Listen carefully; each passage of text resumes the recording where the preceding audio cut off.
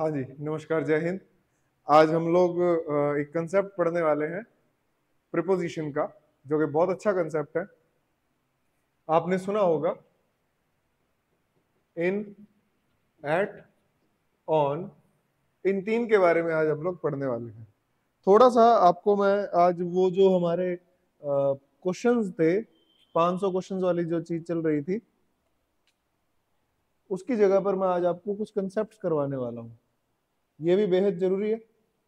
मैंने आपको कहा था बीच में क्लास के अंदर कि अब मैं आपको कुछ कंसेप्ट करवाऊंगा। तो देखिए, समझिए पहले इस चीज को। ये प्रीपोजिशन होता क्या है, पहले तो मैं इसकी बात करूंगा।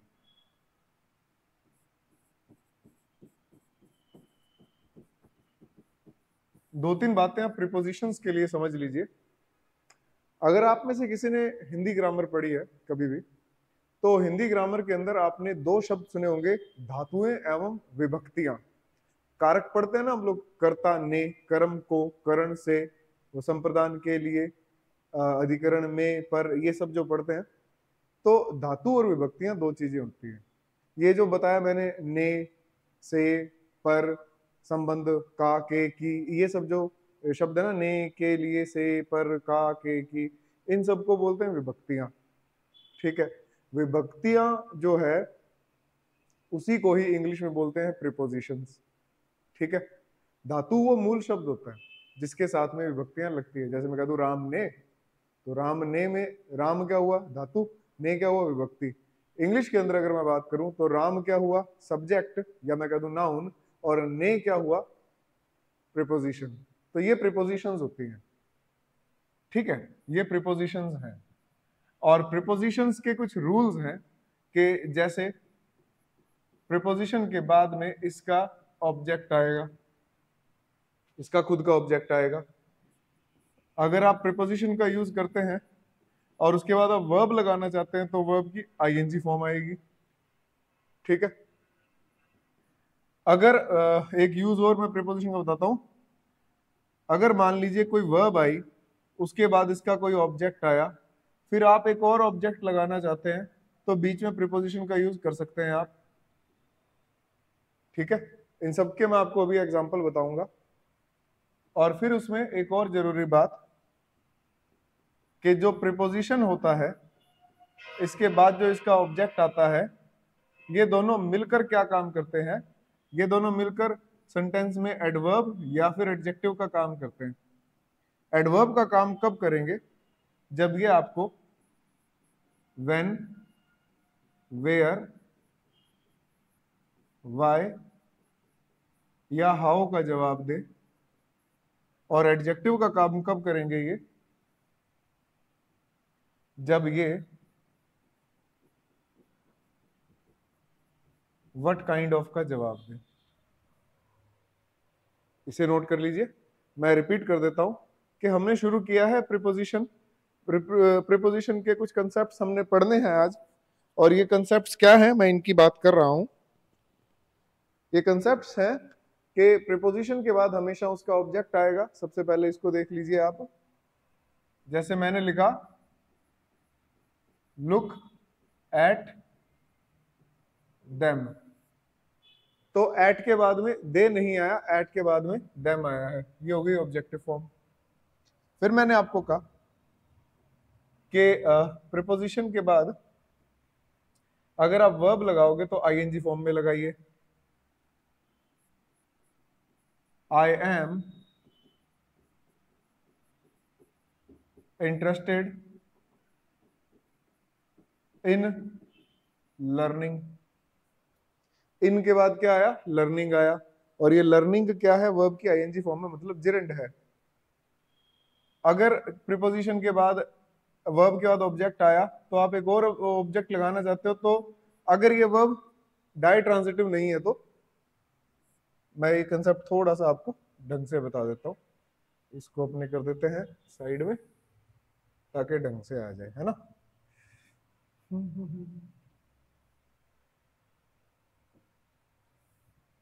देखो, इसका एग्जांपल देखो। He purchased a car for his father. भाई हर लड़के का या हर लड़की का सपना है कि अपने माता पिता को कुछ गिफ्ट लेकर दे बड़े होकर। प्रयास में है हम लोग भी। इसी सेंटेंस को आप ऐसे कर सकते हो, he purchased his father a car. तो हुआ क्या, अगर जैसे ये तो होगी ditransitive verb. Ditransitive verb का मतलब कि इसके दो ऑब्जेक्ट हो सकते हैं, एक इनडायरेक्ट और एक डायरेक्ट। डाई मतलब दो होता है ना, कार्बन डाइऑक्साइड में कितने ऑक्साइड्स हैं, दो है। कार्बन मोनोऑक्साइड में एक ऑक्साइड है, इसलिए मोनो ट्रांजिटिव वर्ब के अंदर एक ऑब्जेक्ट होगा, डाई ट्रांजिटिव वर्ब में दो ऑब्जेक्ट होंगे। तो यहां पर ये डाई ट्रांजिटिव बन गई। लेकिन यहां पर देखिए, अगर मैं कार को पहले लगा दूं तो एक ऑब्जेक्ट ये बन गया सीधा किसका, वर्ब का। लेकिन दूसरे ऑब्जेक्ट को अगर आपने कनेक्ट करना है तो यहाँ पर क्या आ जाएगा, प्रीपोजिशन आ जाएगा। ये भी एक प्रीपोजिशन का काम आता है। ठीक है, मैं आपको एक कंसेप्ट और छोटा सा बता ही देता हूँ कि एक डायरेक्ट ऑब्जेक्ट होता है और एक इनडायरेक्ट ऑब्जेक्ट होता है। ठीक है, ट्रांजिटिव वर्ब दो टाइप की होती है, एक होती है डाई ट्रांजिटिव वर्ब, एक होती है mono transitive verb. Mono transitive verb का एक ऑब्जेक्ट होता है, डाई ट्रांजिटिव वर्ब के दो ऑब्जेक्ट होते हैं। और अगर आप दो ऑब्जेक्ट का यूज करते हो तो उसकी कुछ स्पेसिफिक वर्ब्स होती है, जैसे they gave me a pen, I told him the truth.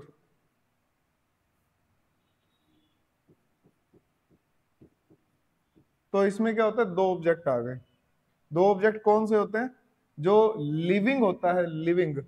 Living हमेशा इनडायरेक्ट ऑब्जेक्ट होता है, लिविंग हमेशा इनडायरेक्ट ऑब्जेक्ट होता है। नॉन लिविंग जो होता है वो हमेशा डायरेक्ट ऑब्जेक्ट होता है।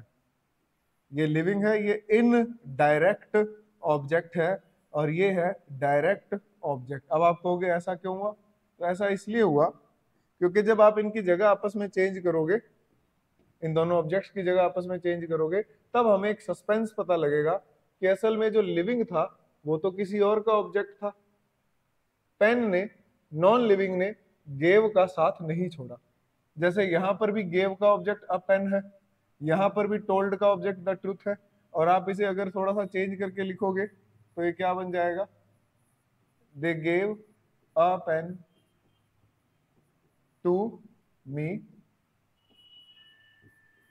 आई told the truth to him.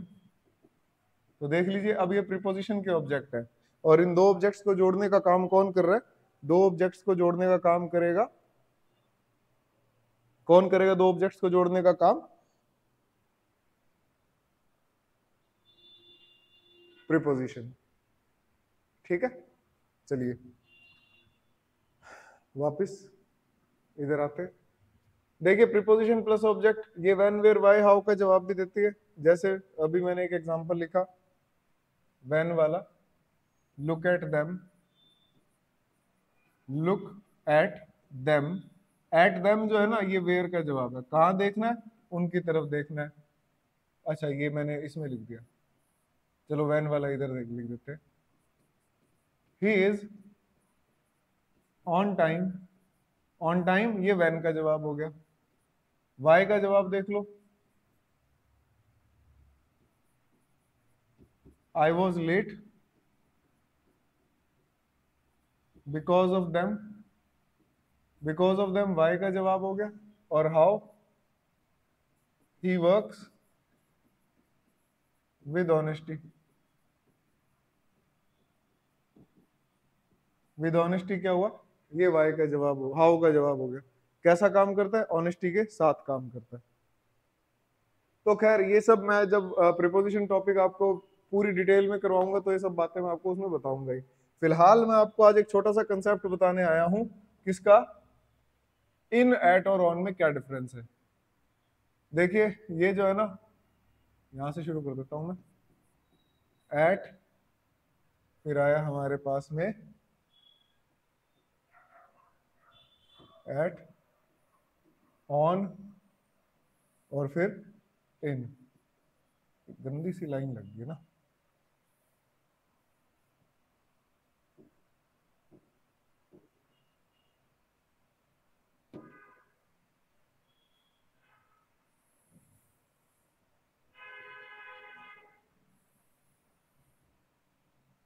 चलो ये ठीक है फिर भी उससे। देखो एट, इन और ऑन है ना, सबसे पहली बात तो आप इनको दो चीजों के लिए यूज कर सकते हो। एक तो प्लेस के लिए और एक टाइम के लिए। जो टाइम के लिए यूज करते हैं ना हम एट, इन और ऑन को, ये थोड़ा सा इंपॉर्टेंट है। वैसे तो प्लेस वाला भी इंपॉर्टेंट ही है, मैं दोनों लिख देता हूँ कि आप इसको प्लेस और टाइम, इन दोनों के लिए आप इन्हें यूज कर सकते हैं। एट सबसे छोटे प्लेस और सबसे छोटे टाइम को बताएगा। ऑन मीडियम या बीच वाला हो गया, और इन जो है वो सबसे बड़े और सबसे बड़े प्लेस और सबसे बड़े टाइम के बारे में बताता है। ठीक है, सबसे पहली बात तो यही है। अब है ना, अपने एक काम करेंगे, मैं आपको पहले इसके अंदर एडवर्ब ऑफ टाइम बना के दिखाऊंगा आपको इसे, है ना, कि ये टाइम के बारे में बताएगा। सबसे पहले टाइम के बारे में देख लेते हैं। देखो भाई, सबसे छोटा टाइम कौन सा आता है? सबसे छोटा टाइम आएगा वो अभी अपने, जैसे मैं कह दूं कि 5 o'clock, 7 o'clock एट प्रेजेंट, इनके लिए आ जाता है। अरे क्या हो गया?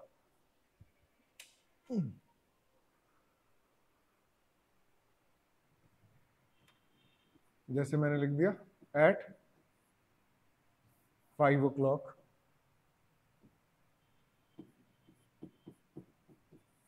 ये देखो ये पॉइंट ऑफ टाइम है, बिल्कुल छोटा टाइम है ये। एट प्रेजेंट, ये छोटे टाइम के लिए आ गया। एट दिस मोमेंट, है ना, इसके लिए आ गया ये सब। ऑन जो होता है इससे थोड़ा बड़ा, मतलब डे या फिर डेट के लिए। कैसे? On Monday, on 15th of अगस्त। अच्छा, अगर पूरा आप लिखते हो ना, जैसे मान लो मैं लिख देता हूं कि ऑन 5 अक्टूबर 2018, तो इसके लिए भी ऑन ही आता है। आप ऐसे कंफ्यूज मत होना कि इधर तो ईयर भी आ गया, नहीं भाई, ये स्पेसिफिक एक डेट को बता रहा है, एक दिन को बता रहा है ना। ऑन हिज बर्थडे, ये भी एक डे है। On independence day, on international men's day 19 नवंबर। ठीक है,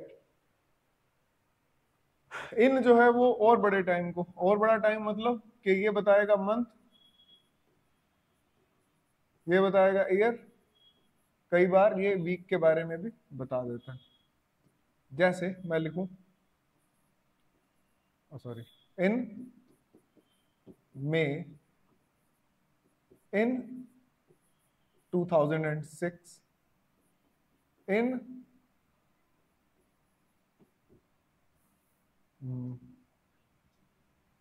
जनवरी,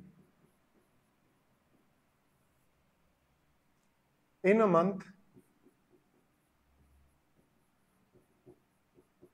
ये सब है। ये इन सब चीजों के बारे में बताता है। नोट कर लीजिए इसे, वीडियो को पॉज कर लीजिए और इसे आप नोट कर लो।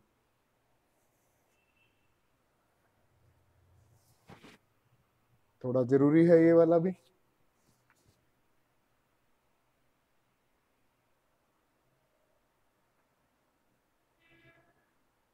तो चलो मैं आपको अब इस पर कुछ क्वेश्चंस देता हूं और हम लोग उन क्वेश्चंस की प्रैक्टिस कर लेते हैं। देखो,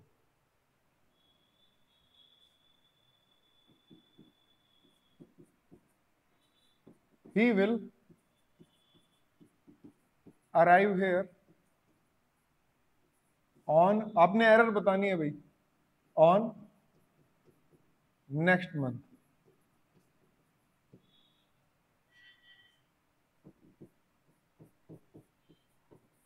They invited us in yesterday.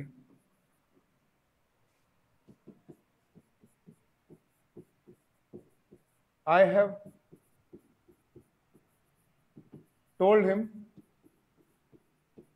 about you on today. ऐसा भी हो सकता है कोई क्वेश्चन जिसमें एरर ना हो, ठीक है, ऐसा हो सकता है। They will join us on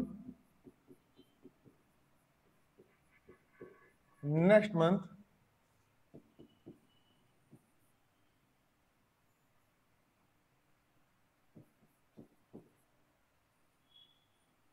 you asked a good question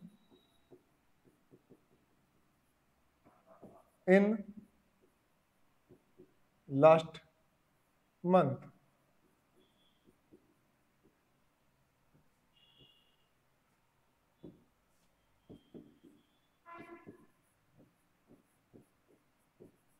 Mohan can be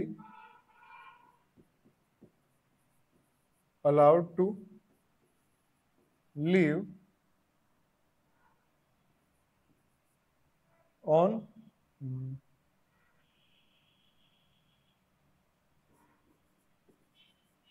today.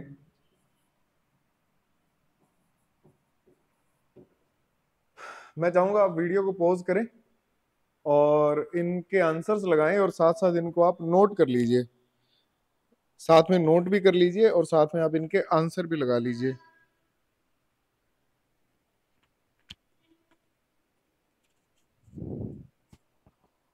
लेकिन उससे पहले वीडियो को पॉज कर लें क्योंकि मैं अब आंसर बताने वाला हूं, ठीक है। देखें आंसर इसके। फर्स्ट सेंटेंस ऑन नहीं आएगा। अगर आप में से किसी ने ऑन की जगह इन लगाया है क्योंकि मंथ है, मंथ के साथ में इन आएगा तो वो भी गलत है। यस्टरडे, इसके साथ में इन नहीं आएगा क्योंकि यस्टरडे एक डे है, तो आपने क्या लगाया होगा शायद ऑन, तो वो भी नहीं आएगा। टुडे के साथ भी कुछ नहीं आएगा, इसके साथ भी कुछ नहीं आएगा, किसी में भी प्रीपोजिशन यूज नहीं होगी। अब क्यों नहीं होगी उसका आप कारण देख लीजिए। आपका इस टाइप का क्वेश्चन एग्जाम में आता है। ये जो इन, ऑन और एट जो होता है, देखिए इन, ऑन और एट, ये जो होता है, ये जो टाइम बताने वाले,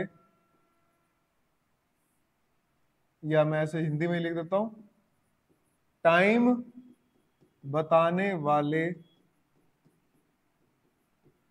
नाउन के साथ में जब इन, एट और ऑन यूज होता है तो ये दोनों मिलकर एडवर्ब बन जाते हैं, ठीक है। ये दोनों मिलकर क्या बन जाते हैं? एडवर्ब बन जाते हैं। जैसे मैं कह दूं कि एट 5 o'clock ऑन मंडे, ये मिलकर एडवर्ब बने, ठीक है।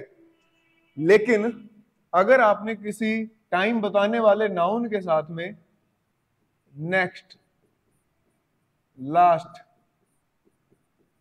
प्रीवियस ये लगा दिया, अगर इन्हीं नाउन के साथ में, कौन से नाउन? जो नाउन टाइम बता रहे हैं, तो ये भी एडवर्ब बन जाएंगे। तो जब ये ऑलरेडी एडवर्ब बन गए तो फिर इनके साथ प्रीपोजिशन लगाने की जरूरत नहीं है। क्यों? क्योंकि मैंने आपको अभी बताया कि प्रीपोजिशन किसी नाउन के साथ में मिलकर वो एडवर्ब बनाते हैं। लेकिन जब कोई ऑलरेडी एडवर्ब है तो उसको एडवर्ब बनाने की जरूरत ही नहीं है क्योंकि वो तो पहले से एडवर्ब है। जैसे मैं कह दूं कि मेरा एक दोस्त है, उसको इस दुनिया में कोई भी व्यक्ति बेवकूफ नहीं बना सकता। क्यों? क्योंकि वो पहले से बेवकूफ है, ठीक है। तो वैसे ही ये ऑलरेडी एडवर्ब्स बन जाते हैं, ये ऑलरेडी एडवर्ब बन जाते हैं, तो इनके साथ में ये प्रीपोजिशन लगाने की जरूरत ही नहीं है। और इनके अलावा और कौन से हैं words? Today, tomorrow, yesterday. Today, tomorrow, और यस्टरडे, इनके साथ भी इन, एट और ऑन नहीं आएगा। फ्रॉम वगैरह सब आ सकते हैं कि फ्रॉम टुमारो कह दें अपने, वो आ सकता है, लेकिन इन, एट और ऑन नहीं आएगा। ये बात आप लिख लीजिए कि इन, ऑन और एट, इनके साथ में टाइम बताने वाले नाउन, और टाइम बताने वाले नाउन कौन से हुए? मंथ, डे, और मंथ वगैरह के जो नाम है वो ईयर, ये सब अगर आप लगा देते हो, मंथ, ईयर, या किसी डे का नाम, ये सब आप लगा देते हो तो वो एडवर्ब बन जाता है। और अगर आप इसके साथ में नेक्स्ट, लास्ट, प्रीवियस ये सब लगा देते हो इसी नाउन के साथ में, तो वो भी एडवर्ब बन जाता है। और इस केस में, इस वाले केस में आपने इन, एट और ऑन का यूज नहीं करना। इन, एट और ऑन, इस केस में आपने यूज ये नहीं करना। ठीक है, इसे लिख लिया। कोई भी डाउट आए तो आप कमेंट बॉक्स में अपने डाउट्स लिख दीजिएगा, ताकि मैं उसको दोबारा से आपको और इलेबोरेट करके बता दूं। तो ये तो हुई टाइम की बात। वीडियो को पॉज करके इन सबको लिख लीजिए। लिख लिया होगा। फिर मैंने आपको बताया कि प्लेस के बारे में भी बताते हैं। इन जो होता है कंपैरेटिवली बड़े प्लेस के लिए आएगा, या तो आप लिखे बिगर प्लेस, या फिर जो दैट कंटेन्स, जिसमें चीज को रखा जाता है। जैसे मैं कह दूं कि in this city, in this city का मतलब कि बिगर प्लेस हुआ। कंटेन करें तो मैं कह दूं कि इन माय पॉकेट। अब पॉकेट ये तो नहीं है कि भाई डोरेमोन वाली पॉकेट है, बहुत ही बड़ी है। पॉकेट का मतलब कि पॉकेट कंटेन कर रही है चीजों को, तो उनके साथ में इन आ जाएगा। इन अ बॉक्स, बॉक्स के साथ भी इन आता है, in a box. In the market, ये आ गया। ये इन है भाई, इन है। बिगर प्लेसेस के साथ में आप इन का यूज करते हैं। किन का? इन का। ऑन लिखें अगर आप, ऑन जो होता है वो क्या बताएगा? ऑन आपको बताएगा सरफेस के लिए, कंपैरेटिवली छोटा भी है, या फिर सरफेस आप लिख सकते हैं। जैसे मैं कह दूं कि on the board, I am writing on the board, on the dance floor, on the, या ऑन अ रूफ। ठीक है, किसी के सरफेस पर होते हैं। और फिर क्या है कि ये वाली जो मूवमेंट होती है ना, जैसे मान लो कि ये सरफेस है, ये कोई सरफेस होगी, ठीक है, इस सरफेस पर कोई व्यक्ति खड़ा है, तो ये ऑन है। अब इसके ना मूवमेंट इधर उधर तो हो सकती है, इधर उधर जा सकता है ये, लेकिन ऊपर नीचे वाली मूवमेंट के लिए ऑन नहीं आता। अब ये ऊपर नीचे वाली मूवमेंट जो होती है, स्पेशली जिसके अंदर हम लोग किसी चीज को उठा कर रखते हैं, तो उसके लिए ऑन टू आता है। ठीक है, ऑन टू। ऑन टू जो होता है वो आपको पार्शियल मूवमेंट बताएगा उठा कर रखने के लिए। जैसे मैं कह दूं कि पुट द बुक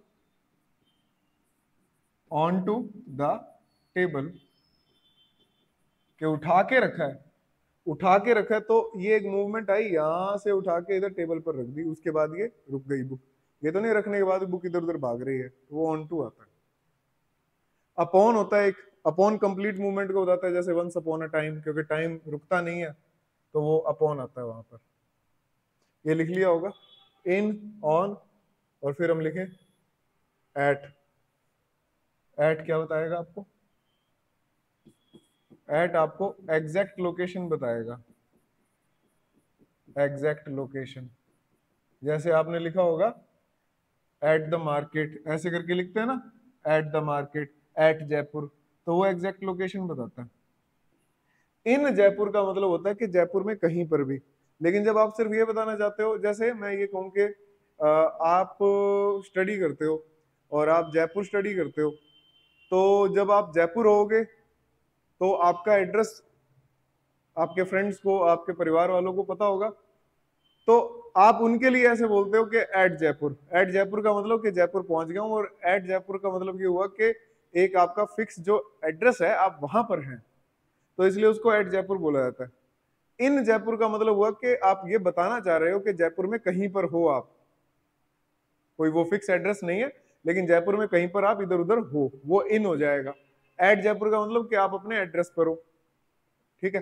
तो ये एट वही है कि फिक्स लोकेशन को बताएगा। जैसे मैं कह दूं eight the market, eight the market का मतलब ये हुआ कि आपसे किसी ने पूछा, आपको किसी ने कहा कि भाई साहब मार्केट में ये वाली दुकान है, आप इधर पहुंच जाओ फटाफट, ठीक है।